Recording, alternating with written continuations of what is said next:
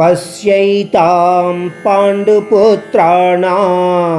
ఆచార్యమహతీం చ వ్యూఢాం ద్రుపదపుత్రేణ తవ శిష్యేణ ధీమత.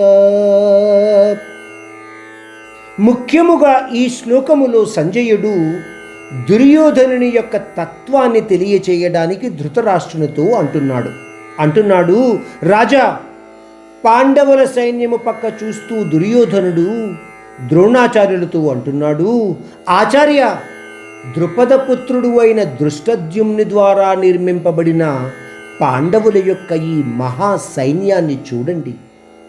ఆ విధంగా ఎందుకు చెప్తున్నాడు అని మీరు ఆలోచిస్తే మనకు తెలిసే విషయం ఏమిటంటే, ఒకానొక కాలములో ద్రుపదుడు మరియు ద్రోణాచార్యులు కూడా గొప్ప స్నేహితులు. పోతే కొన్ని అపోహల కారణంగా వారి ఇరువురి మధ్య మనస్పర్ధలు వచ్చి బద్ధశత్రువులుగా మారిపోయారు.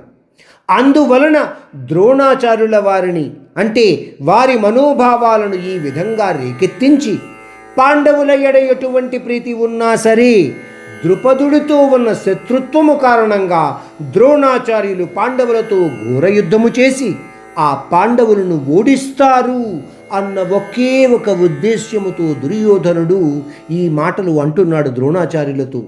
కానీ ద్రోణాచార్యులు ధర్మబద్ధులు. ఎటుపక్క ధర్మము ఉంటే అటుపక్కనే వారు ఉంటారు. వారి విజయము ధర్మము పక్కనే ఉంటుంది అన్న నమ్మకముతో వారు యుద్ధము చేస్తారు. అంతే తప్ప ఎటువంటి పక్షపాత బుద్ధితో కూడా వాళ్ళు యుద్ధము చేసే అవకాశము లేదు.